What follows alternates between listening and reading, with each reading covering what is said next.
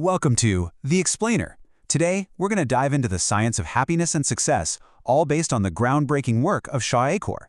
And we are going to challenge a belief that, well, most of us have held our entire lives. You know this formula, right? For most of us, it's just the way the world works. It's what we're taught from day one. Get the good grades, land that great job, climb the ladder, and then, one day, you'll finally be happy. Seriously, what if that whole lifelong chase is just flawed? Think about it. Research in positive psychology shows that every single time we hit a goal, our brain just moves the goalpost. Happiness is always just over the horizon, after that next achievement, and we never quite seem to get there. And this is where the happiness advantage comes in. It's a whole new formula, and it's backed by over a decade of research. And get this, it turns that old wisdom completely on its head. Okay, so let's break this down. Just look at the difference here. The new formula says that happiness isn't the reward you get after success. No, it's the fuel. It argues that being positive and happy actually gives you this incredible neurological edge to achieve success in the first place. Anchor's research, a lot of it done at Harvard, found that our brains are literally hardwired to perform at their absolute best. Not when they're negative, not even when they're neutral, but when they are positive. See, when we're happy, our brains get this little flood of dopamine. And that doesn't just make us feel good, it literally turns on all the learning centers in our brain, making us better at organizing, retaining, and pulling up information.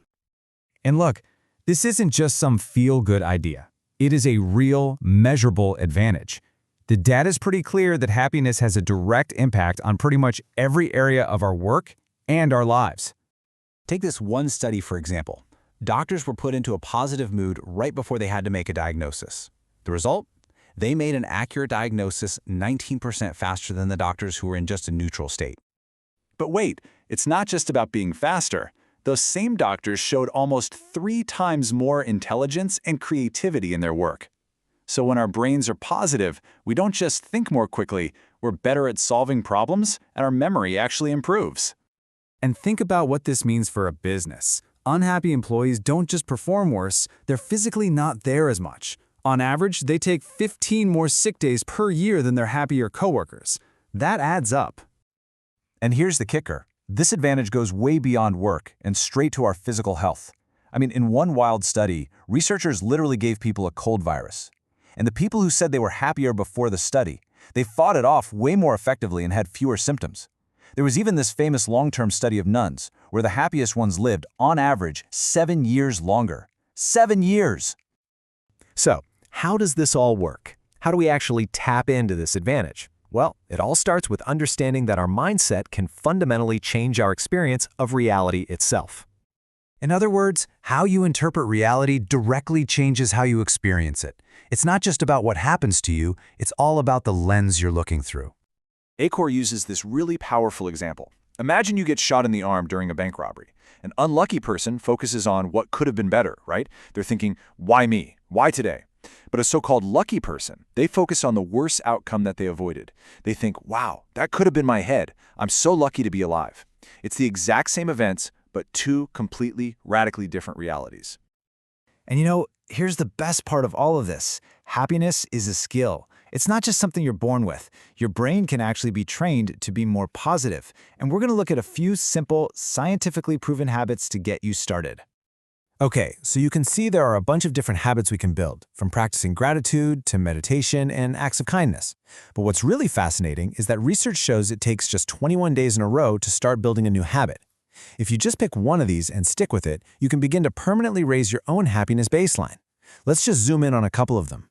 This one is so simple, but it is incredibly powerful.